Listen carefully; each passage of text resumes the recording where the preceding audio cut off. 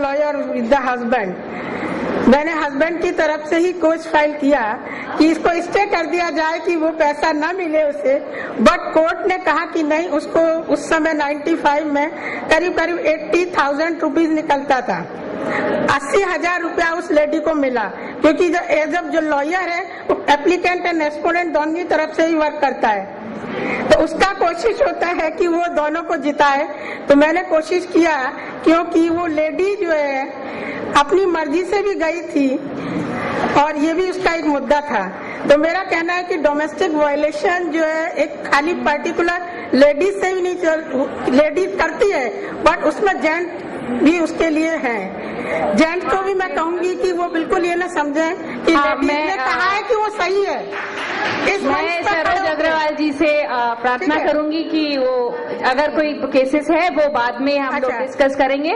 और मैं कुसुमा कुमारी को बुलाना चाहूंगी, एडवोकेट कुसुमा कुमारी। ये साइटेशन उनको take the citation.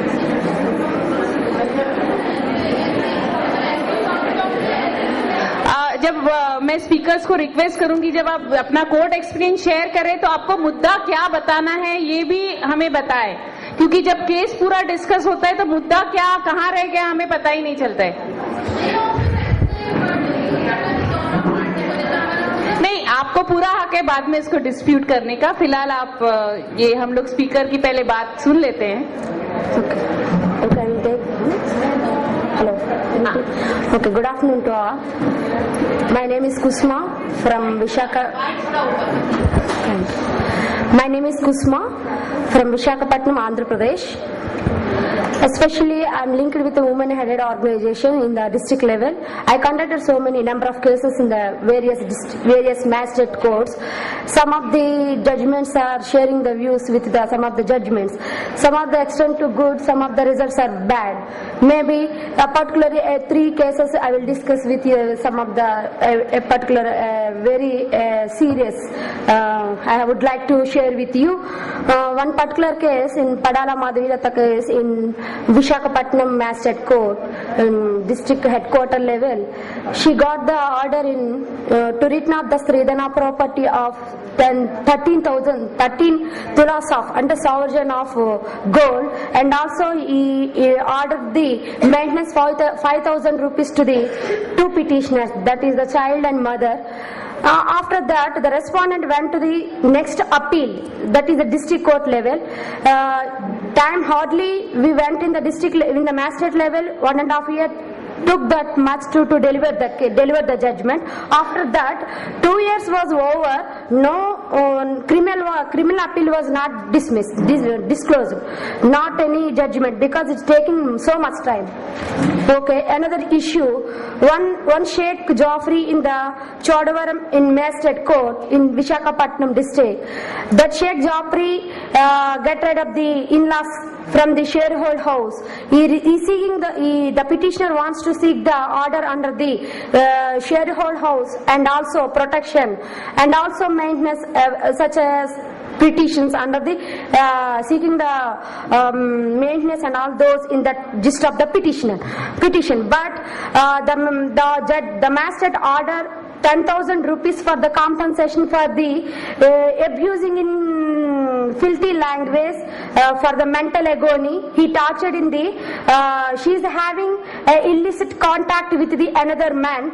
So in that way, version of the filed by the respondent, the magistrate awarded the compensation rupees to the 10,000 rupees to the petitioner, and 2 and 3 who are the children of the petitioner got the order rupees each 500 to the maintenance.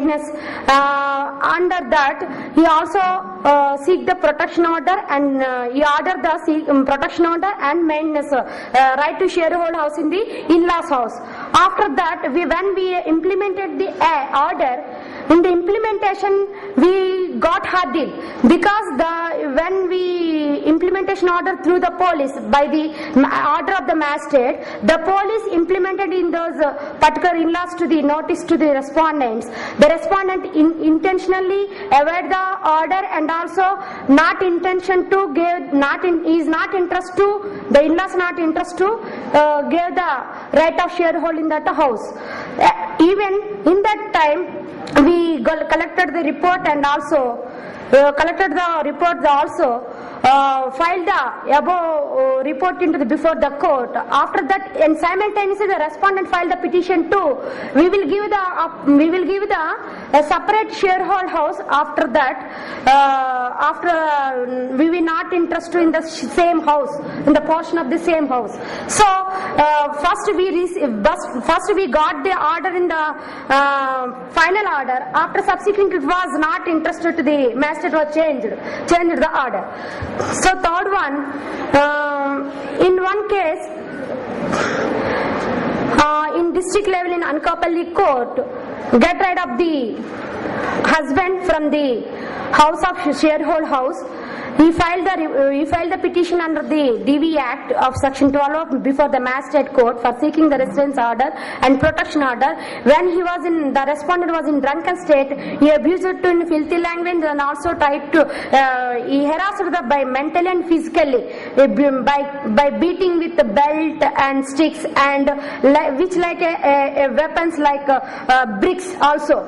He tried to escape from he wants to evicted from the house of his house from the petitioners. So in that time he filed before the court and also he got the orders, and at that time the magistrate gave the order with the conditions too. The respondent should evict the house and give to right to chance and to live in the petitioner along with her children. That's it. Thank you very much. Thank you, Kusuma Kumari. Next is from Goa, Advocate Caroline Olaso.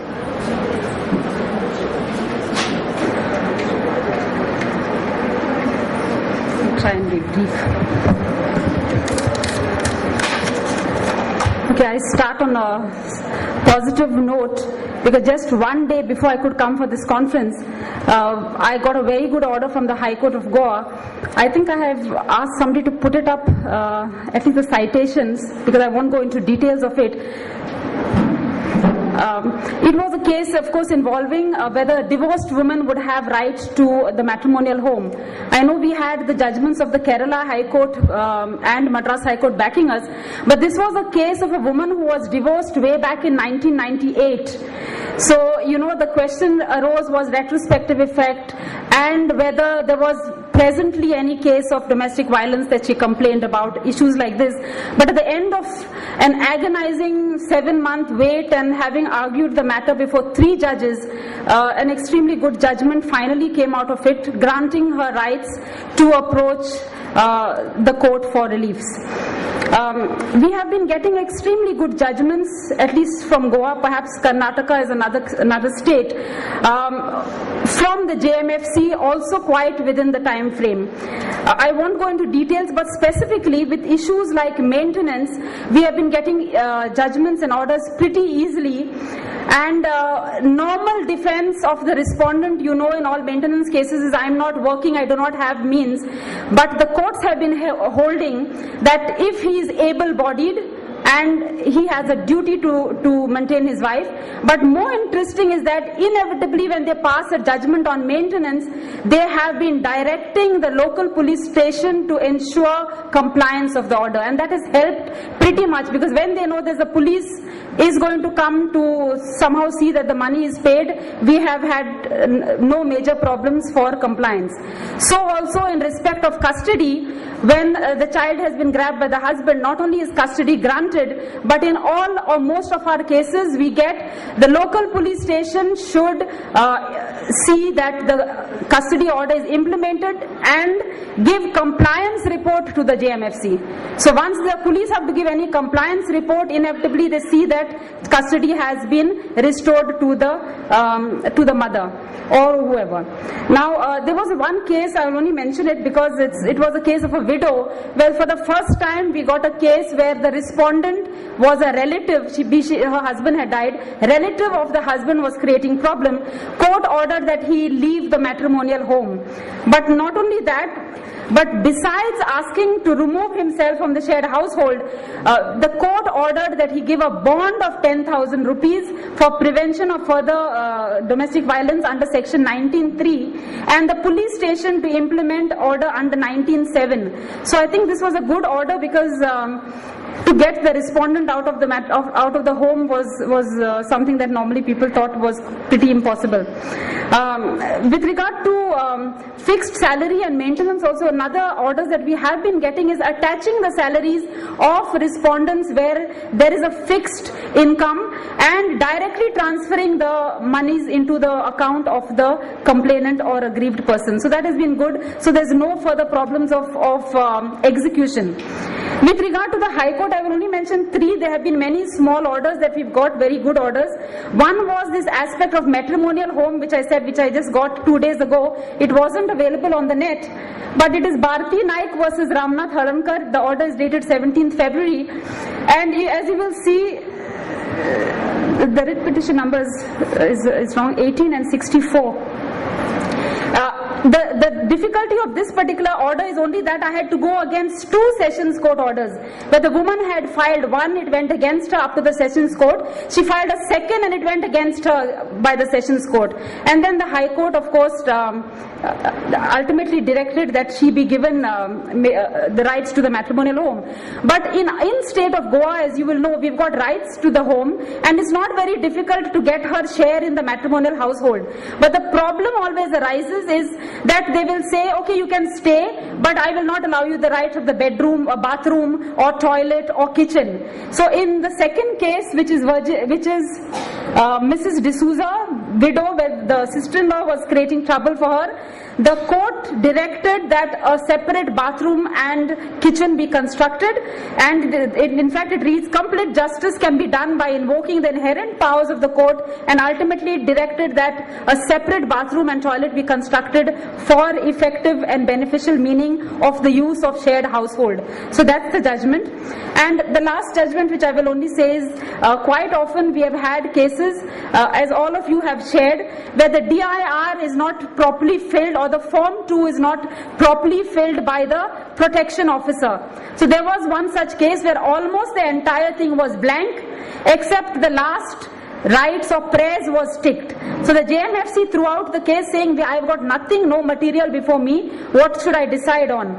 So this case of Virginia De Silva Lobo versus Carmo Lobo holds that it is not the problem of the aggrieved person that the form is incompletely filled, and the court should not adopt a hyper-technical approach, and they should take pains to read the application meaningfully to find out what was the case of the petitioner. So if anyone wants an incomplete report and the JMFC is throwing out, that is perhaps aid that you could use. Just lastly, I will say is that all the cases that we have got very positive orders are what I would call direct cases, where I have filed directly using section 12, not through the protection officer. And I would think that the positive results in all these cases are because, one thing, we file a very detailed application, but more so, and I think that this is something that maybe all could